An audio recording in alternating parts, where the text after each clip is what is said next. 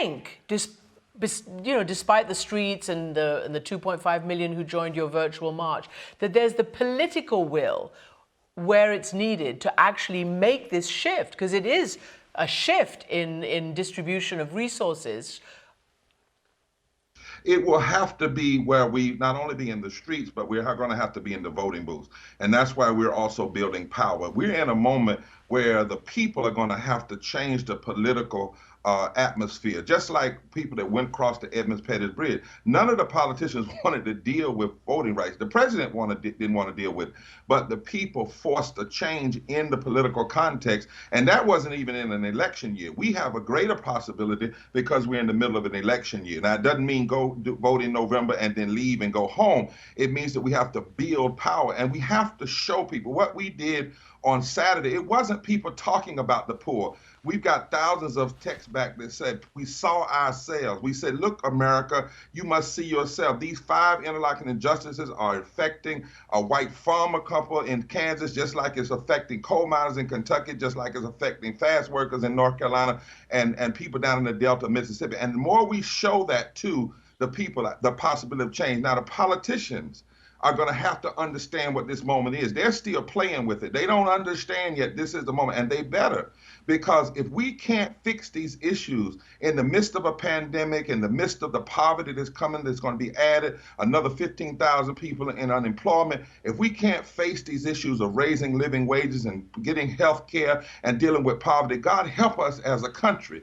This is the moment. This is the moment that we must build this movement. And what we're saying is we're not going anywhere. We're going to be at the voting booth. Whoever wins, we're going to be still in their face. We're going to keep pushing, because what other choice do we have? As one guy said on Saturday, our backs are against the wall. We have no other choice but to fight. And then lastly, we've got to decide in this country, do we believe in our first declaration, and that is life?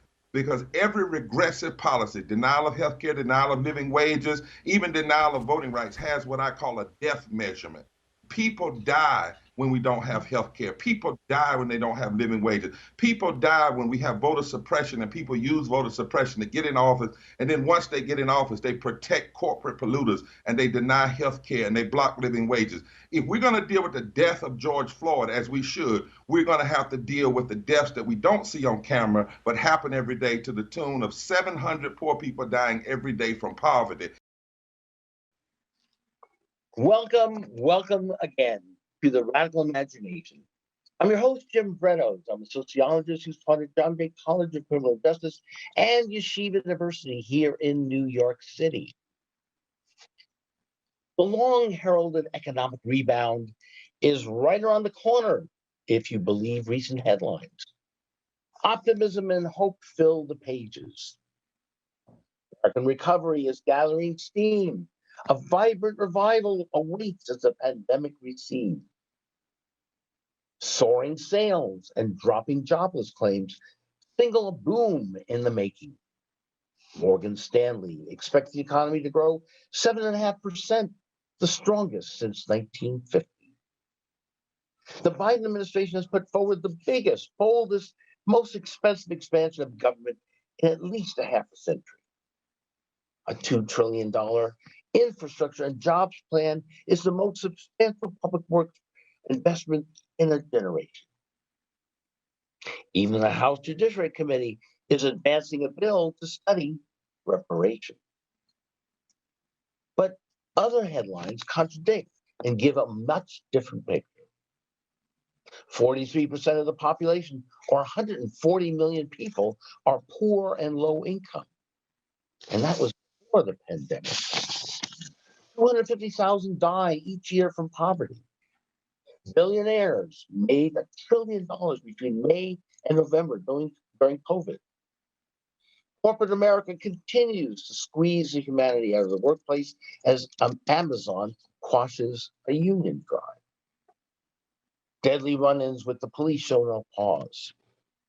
Indianapolis marked the third massacre in 3 months in the country. The total U.S. consumer debt reached a new record, just under $15 trillion. And federal poverty measures dramatically have been minimized and minimize the extent of poverty for decades. blaming and racializing poor people to divide and counter multiracial solidarity.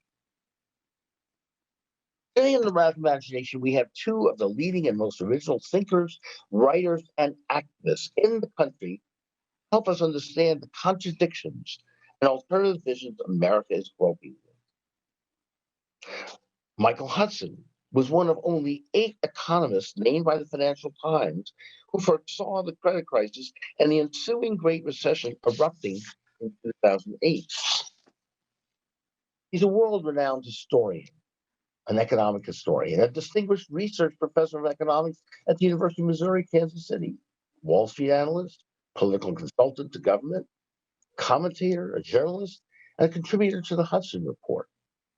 His many books include Killing the Host, J is for Junk Economics, The Bubble and Beyond, Super Imperialism, and most recently, And Forgive Them Their Debts. Jonathan Wilson Hartgrove is a writer, preacher, and moral activist. Duke Divinity School graduate, he's a leader in the Red Lighter Christian movement and the Poor People's Campaign, a national call for moral revival. He's co-author with Reverend William Barber of The Third Reconstruction, Moral Monday, Fusion Politics, and the Rise of a New Justice Movement. His latest book is Revolution of Values, Reclaiming Public Faith, Common Good. So, Michael, Jonathan, thank you so very, very much for being here. Jonathan, you're from North. We're looking at you from North Carolina there, and Michael is in Queens. You both had tremendous influence in your respective fields, as spiritual leaders and economic activists and so on. What do you make of these contradictory statements in the news? Particularly, let's start with the idea of the movement by the Biden administration, given the parameters of its neoliberal roots. Do you believe that they have the commitment and vision commensurate to Roosevelt's Bill of Economic Rights, 1944, and the attempt to broaden the conception of social justice and democracy at that time? In other words, what do you make of the first 100 days or so? Let's start with Jonathan. Are we moving in the right direction? Which narrative do you think is going to win out here in America? Economically? Well, Jim, it's good to be with you. Thanks for having us, and I'm delighted for the chance to engage here with Michael. I come at the question you're asking from the perspective of the Poor People's Campaign.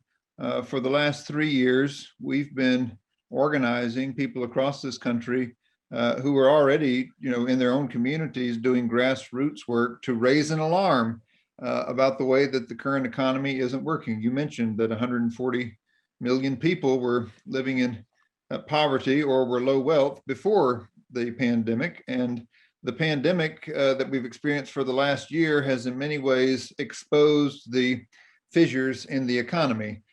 We had a huge package under the previous administration where the vast majority of the investment from the government went to corporations and to banks. And the result of that was that we saw the wealthiest people get much wealthier while unemployment on the bottom has stayed very high. And the people who earn often less than a living wage are the people who have suffered the most. Incidentally, those are also the people who have been on the front lines and most vulnerable to this coronavirus. All the research that we have now says not only are African Americans 3 times as likely to get it as their white neighbors, but poor people are 3 times as likely to contract COVID as their wealthier neighbors. And so in so many ways, I think this sort of world-altering experience that we've all lived through has exposed the lies of the neoliberal system and the way in which we've gone on believing for far too long that if the economy is doing well, the people are doing well. Well, that's just not true. And so I think the Biden administration, has successfully passed one piece of legislation that at the very least did put more of the investment in the hands of people at the bottom of the economy. And so I'll give them credit for that. But that's only temporary, and it's only confined to COVID relief. And frankly, we need to reimagine the whole economy because the Poor People's Campaign has been saying clearly, in the words of the people who experience it directly and with the support of evidence from economists and sociologists who we've worked closely with, that when we lift from the bottom, that's when everybody can rise. And so we need economic investment that is designed to lift from the bottom. And I hope and pray we can push this administration towards more of that. I would say, just in terms of your question about how it compares to FDR,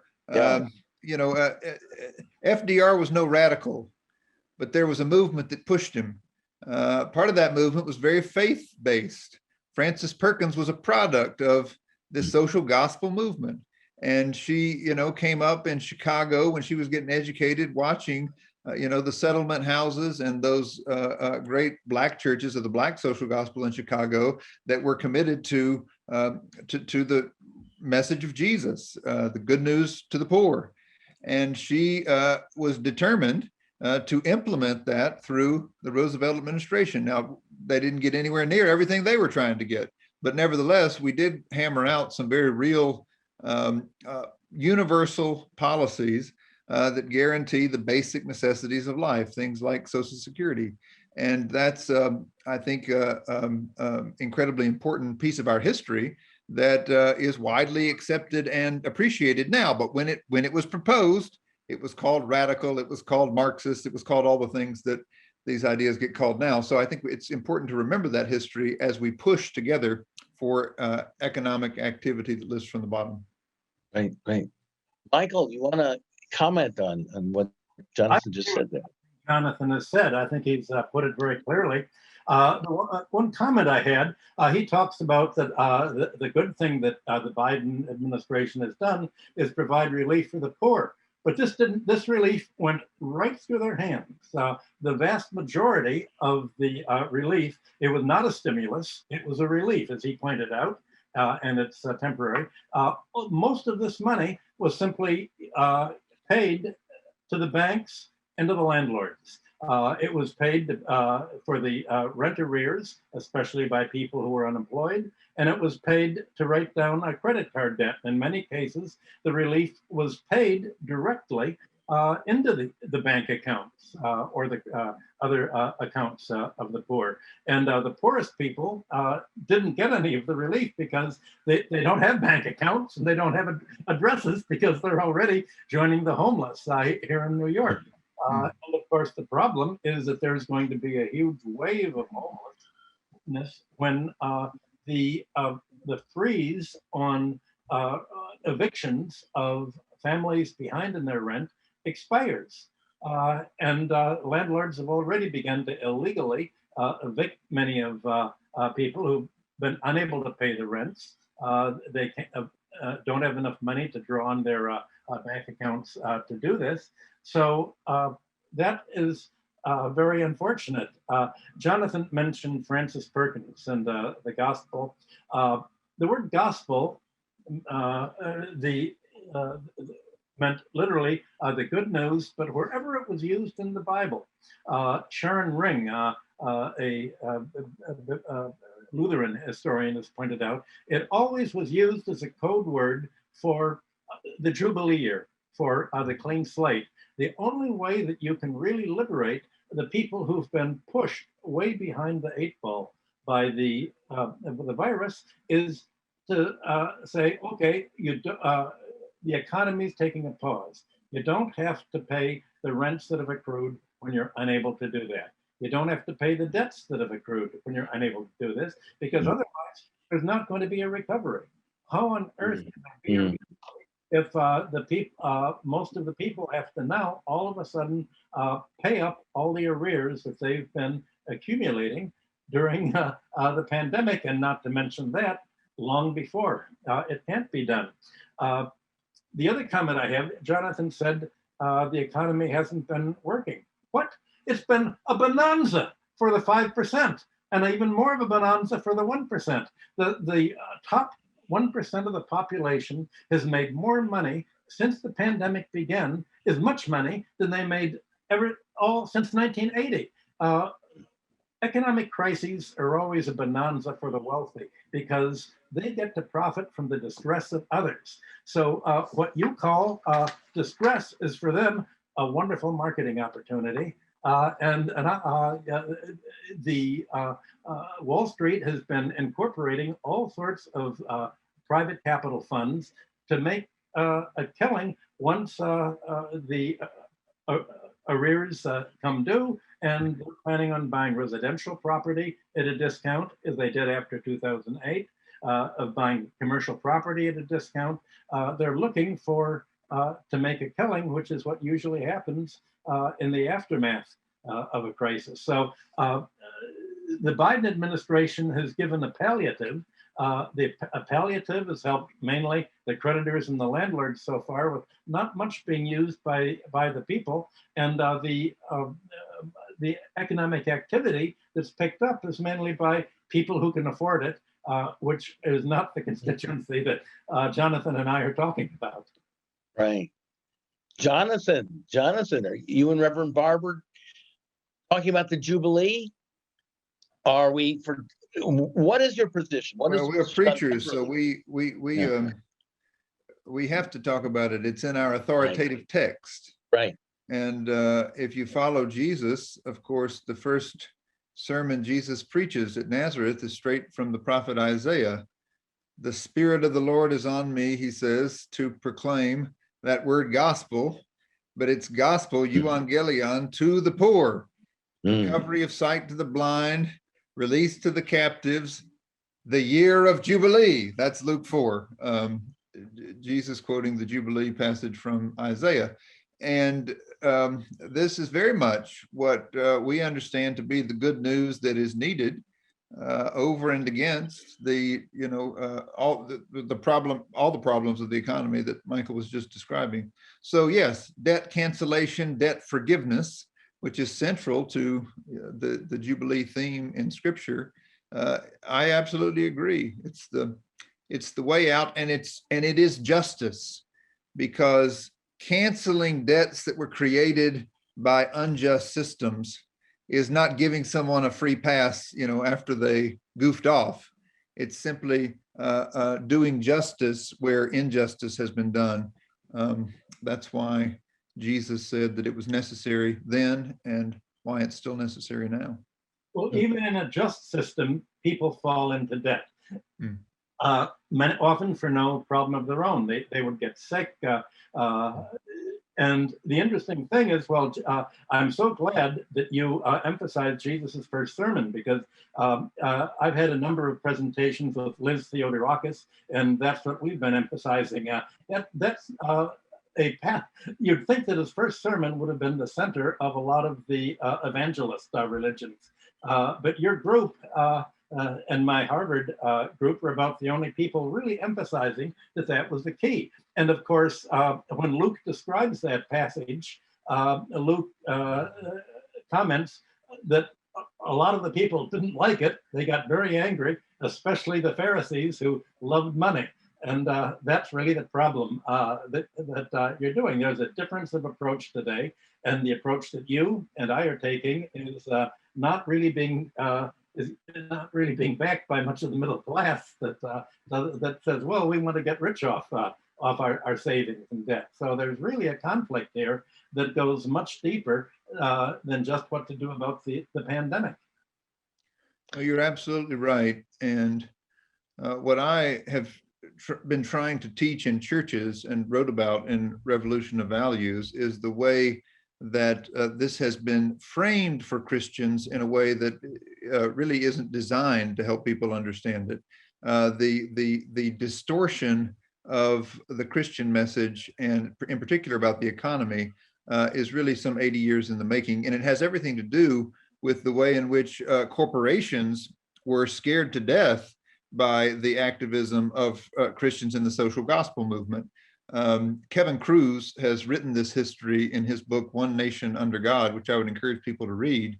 But if you go back and look closely, after the Great Depression, there wasn't a lot of confidence in corporate leadership.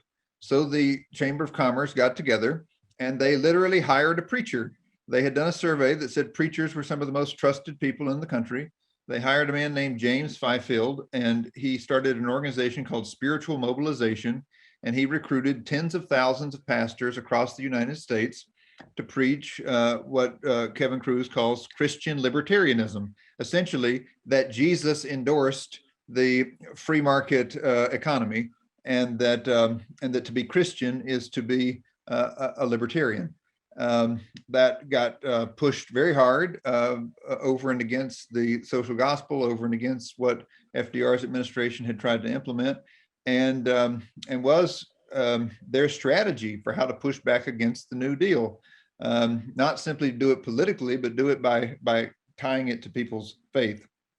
And then, of course, after the Civil Rights Movement, that gets tied together with those people who came in and formed the religious right and said that the way to push back against the Civil Rights Movement is not as the segregationists did in the South, but rather to do it in the name of morality, in the name of traditional values, in the name of faith. All of that fuses together and creates an avenues and just, you know, a whole wraparound culture of radio shows, books, Christian television, parachurch organizations, political organizations that reinforce a message over and over again that to be Christian is to be a reactionary, right-wing, libertarian, believe that the economy has the final word. It says, in God we trust on the money, which means for most people that we trust the money to be how God is working in the world. And, people have easily bought the lie that if you have money, God has blessed you. If you don't have money, it's because you haven't been true to God. It blames the poor. It uses these lies to justify a system that is set up to benefit the very elite. And it's produced what we're now talking about in the public square as Christian nationalism. But I think people don't realize that this has been around for a long time, and there's a whole culture that supports it. A long time. What we're doing is fighting the same fight today that Jesus fought against his opponents 2,000 years ago. It's exactly the same fight. And the people who claim to be the Christian right were the people who were fighting Jesus and spent the next 3 centuries fighting him. Yes, indeed. You've studied your scriptures. That's how I read it too, brother. And you're not doing the poor any good by having government helping through various programs, correct? Government becomes the enemy. But it tries to pose as the friend. So what Biden wanted to do was use the poor as a vehicle to give money to his constituency, the campaign donors, the landlords and the financial interests and the neoliberals who Jonathan's mentioned. And that's really his constituency. So how can you expect them to do really much help when you look at who their constituency is? So they've mastered the rhetoric. They've read 1984 and they know what doublethink is and doublespeak. And that's the problem that we're in, that people are confused as to what is really the issue and what's going to really get us out of the mess we're in. And we really are in a mess. It's not going to be an economic recovery except for the top layer. That's what all the economists that I know are saying. We can't. How do you explain how the economies got down and down in the last year, and the stock market has gone way, way up? All of the government has created, I think, 10 trillion, 12 trillion dollars, but it's all been to buy stocks and bonds. It hasn't. They could have paid off everybody's mortgage. They could have made America a low-cost economy, but all the amount of money has been added to the stock and bond market, not to the housing market, not to the income of the poor, not to raise the minimum wage. The Democrats were overjoyed when the Senate lady said, if you raise the minimum wage, that doesn't have anything to do with taxation. Well, of course it does, because right now, one of the tax burdens in America is paying the wages of people who work at Walmart and paying the wages of people who work at other exploitative companies below wage. So companies can afford to pay a very low wage, and the workers get a subsidy from the government to the wage. And essentially, if you would raise the minimum wage, you'd cut the budget, you'd provide the government with more money after not having to bail out the worst exploiters that pay the low wage. Not a word from the Democrats on that. Not a word to push it. Oh, this is what we've been trying to tell Brother Joe Manchin in West Virginia. We've met with him. The campaign is led by people in West Virginia, very adamant on this point, that when he says, you know, that, well, when anybody says they don't believe in welfare, it's just not true. They do believe in welfare. They're paying welfare to these corporations. Right.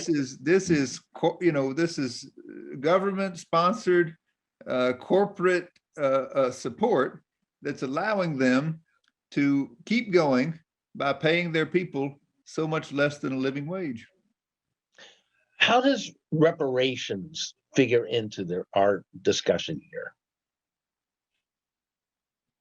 Well, the reparations conversation goes all the way back to the end of the Civil War, right? I think people are fairly familiar with the phrase 40 acres and a mule. That was the field directive that came out of the Southern Theater when, you know, when Sherman took the plantations on the east coast of Georgia. What the Union troops said to the African Americans who had been enslaved on those lands is that you can have a plot, 40 acres and a mule. You can work this land. This land will be your economic base in order to survive as free people in the United States. And that was the plan until, of course, Lincoln was assassinated. Andrew Johnson, his Southern vice president, his Democratic vice president at the time, in the way the parties were aligned, becomes, you know, in charge. He pardons the seditious leader. I think most people have forgotten this. Jefferson Davis led a rebellion against this country. They threw him in the jail cell at Fort Monroe, and he only stayed a few months until Johnson was president. And then he pardoned him, and he went home to his plantation. I mean, we're still talking about what we're going to do, you know, with the insurrectionists from January 6th. Well, let's remember, we didn't do a very good job of having any real justice after there was a insurrection during the Civil War. But at any rate, when Johnson is then in charge of implementing the beginnings of Reconstruction, he does such a bad job that he completely obliterates the plan for reparations. And that's why, of course, Congress has to take over, and we get you know, congressional Reconstruction that that did, you know, press forward some things like the 13th, 14th, 15th Amendments, but nevertheless never addresses this issue of reparations. So the basic question is, you know, I mean, anybody who's played Monopoly at home knows that if you get, you know, 8 rounds into the game and then somebody wants to come and play, they're never going to catch up with everybody else. So how do people who were enslaved and were considered property for 250 years all of a sudden become full citizens and part of a society and an economy without any resources?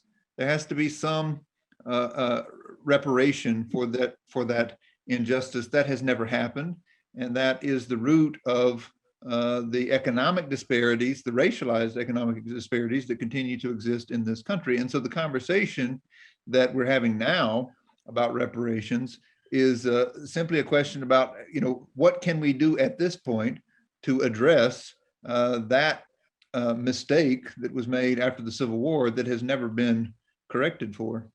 Right. And that we still see it playing out in disparities, right. Not just in, I mean, it's not only in the economic disparities, but it's in the health disparities, the education disparities. I mean, you can go all down the list. It's the result of that basic economic divide. I'm so, and Michael, yeah, you've done a lot of writing about this. Yeah, tell us. That it starts really with land and with real estate, because much of the discussion of reparations is described in by anti-reparations people as well. It's all reparations for slavery, and slavery doesn't exist anymore. What are you going to do? But you're absolutely right. The reparations that are paid for has been excluding the blacks really from real estate, and that's gone right down to today's. Right down to today, it was part of Roosevelt's providing of government mortgage guarantees for the middle class didn't extend to black people. And all of the growth of the white middle class wealth in this United States consists of home ownership that you can trace back to the whole takeoff we've had since 1945. And most of the middle class wealth that's handed down to their children has been a result of the fact that they could get real estate. They could get loans for real estate, and all the benefits that have come from it multiplying 100 times in value, whereas the blacks don't. And that's why all of the Federal Reserve statistics on net worth between blacks and the rest of the population, the blacks have almost nothing, because the net worth on the white side of the balance sheet is mainly real estate. So what would you do to make reparations? Well, you're not going to just say, well, gee, the average house is 500,000, let's give everyone 500,000. What you, in my mind, what you would do to make reparations equitable would be to give every black family, and that requires every poor family, because you can't be racist and only give it to one to another. Give every family the same offer that was made to the white middle class in 1945. And I worked for the savings banks, central bank, for many years, doing statistics on all of this. When I came to New York and began working on Wall Street in the 1960s, any family could get a loan to buy a house that the limit was you would own, the mortgage could not take more than 25% of their income, and the mortgage they were given at the current interest rate would be self-amortizing to pay off the entire mortgage and give them home ownership in 30 years. It would be self-amortizing mortgage as a result of one quarter of their income. Well, suppose you were to give this today. I think the government should provide housing, not public housing, but real housing, a house of your own, which the modern equivalent to 40 acres and a mule, because people live in cities now. They're not going to go back to the country. Suppose someone's making a minimum wage salary. Suppose they're only making $20,000 a year. Okay, you will take $20,000 a year. They will give them a home, a nice 2-story, 3-story home with a yard and everything. And they'll have to pay for that over 30 years. And what'll they pay? They will pay $5,000 per year. And at the end, at 3.5%, 4% interest rate, which was what was charged back in the 50s and 60s. And at the end of 30 years, this $5,000 will give them a home. It works out to about $168,000, including the accumulated interest charge. The interest usually ends up amounting to more than the home purchase price. But that would be, if you were to give the poor the same deal that the white middle class was offered 1940s, 1950s, 1960s, would give them the same foundation that the middle class has, because the characteristic of the middle class is home ownership. All of this has been reversed since 2008. President Obama's eviction of 10 million families, and in order to support his donor class, the banks, has lowered owner-occupant rates in this country by about 10%. And the home ownership is going to be plunging even more as a result of the pandemic and the foreclosures that are all being filed and waiting to be executed by the banks and the landlords. So if you don't have this reversal, if you don't offer people the same guarantee of self-support homes, then you're going to have a wipeout. And part of the Jubilee year was not only the canceling the debts, it was to return the lands that they had lost. And what you're doing in this case is returning the lands to the people who had lost them by the frauds that occurred in the Democratic and Ku Klux Klan fight back against the settlement of the Civil War. And the frauds that are occurring right down to today. I had a home in the Lower East Side of Manhattan, and I wanted to I bought it for $1 down in 1967, and I wanted to finance it in 1980. And I asked Chase to come out. They sent out a appraiser, and he kept saying, we're not going to loan here. Only black people live in this neighborhood. He used another word for blacks. And I made a complaint to the commission in New York. Nothing ever came of it. So I lived in a redlined neighborhood. I ended up selling the house and moving down to Tribeca. But the redlining continued, right into the 80s, right 90s, right down to today. And without realizing that this stripping away of property, stripping and preventing the poor people from ever being able to work their way out of debt, to actually get decent loans, to get an affordable house, that if you don't solve that problem, then the economy is going to polarize at an accelerating rate, and you're certainly not going to have a recovery. What do you think, Jonathan? All true. What's your He's response? absolutely right. The only thing I would Yeah. add from a Southern perspective Yeah. is that one of the things if you live in the South, is that through those years you were describing, when so many white families were building wealth and so many African Americans were excluded from that, there were, nevertheless, despite the systemic barriers, there were black folks who built wealth in black communities across the South. And in the 1970s, those communities were obliterated by urban renewal. So the people who did invest and were able to build wealth to pass on to their families saw that wealth decimated by the building of highways and airports and everything else that white folks were in charge of planning. And, when they made the choices about where it was going to happen, they placed all of those infrastructure pieces in places where it didn't hurt the value of their property, but it hurt the value of property that black folks did own. So the injustice of the system has continued alongside the refusal to give reparations. And I think of the demands of the Poor People's Campaign as very much a holistic set of demands addressed at reparations. Something along the lines of what you're saying in terms of housing, universal access to affordable housing is a demand of the campaign, but I think that has to go alongside a demand that people have access to healthcare, a demand that people have access to a fully funded and diverse public education for their children, so that there's hope of a future generation that can also enjoy life here. And we keep insisting that living wages have to be a part of this. I mean, being able to afford your housing is one thing, but so many people can't afford to eat, and it's just it's incredibly important that people who work more than full time, in so many cases, don't have enough to pay their bills. And so we really do need a holistic approach to a policy agenda that says we're going to lift from the bottom and we're going to remake this economy in a way that it can work for most people, because it, like you said, it's working for some people, but it ain't working for most of us. Well, what you described in the South is very much like the American treaties with the Native Americans. Sent them, out west to where nobody wanted, and then imagine what happened when all of a sudden they found oil under the land.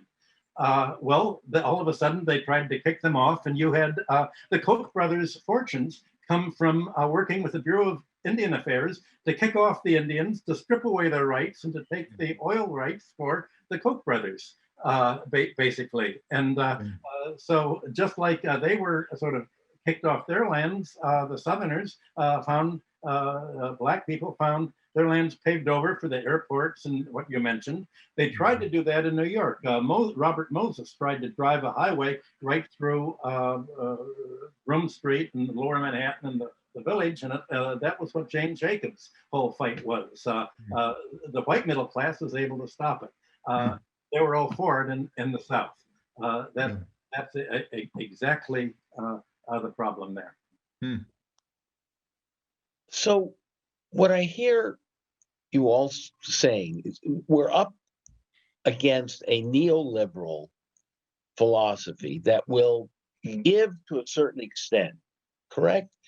But when we're talking about the sorts of structural changes, economic, political, racial, and so on, it will only go so far. Am I reading that wrong? Or the hope is, Jonathan, with the Poor People's Campaign, somehow that can convince this, the Biden administration, the neoliberal roots, to go further than it wants to? No, you're shaking your head already.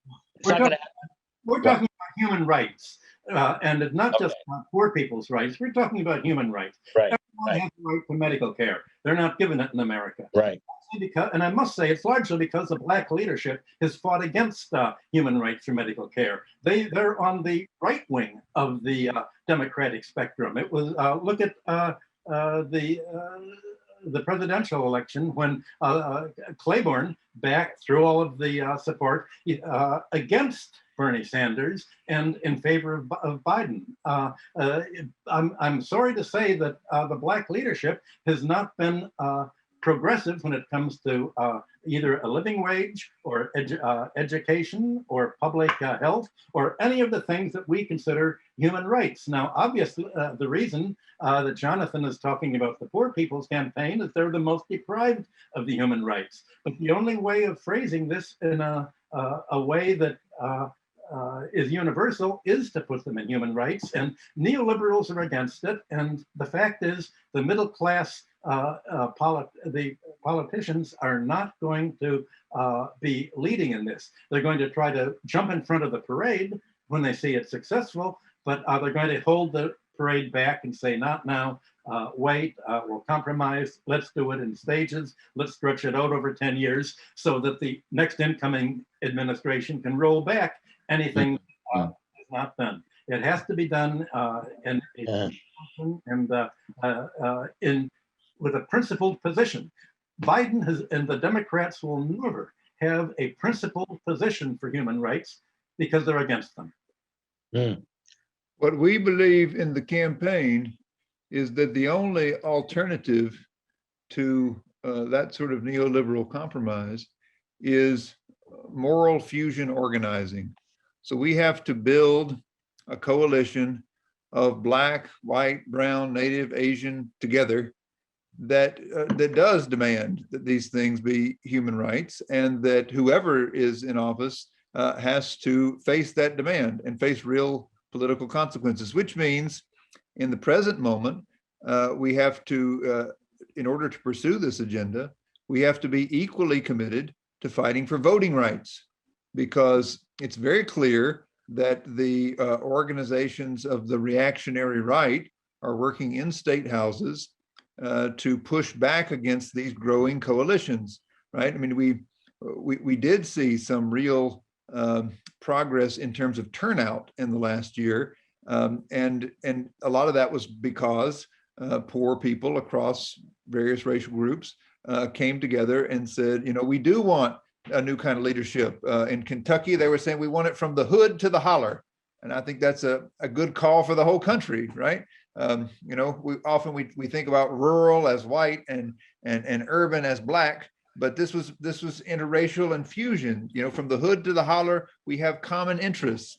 We need to come together. We need to vote together. The response to that has been an attempt to roll back voting rights and to abridge the right to vote, the very thing that is prohibited by the 15th Amendment. And so as a campaign, as we continue to push this agenda and to push, you know, the current administration as far as we can, we're also absolutely clear that in terms of the next election cycle and pushing candidates who are willing to embrace more of this agenda, we've got to have voting rights and an expansion of federal voting rights protections. And so I think that's a critical piece that we're working on this year.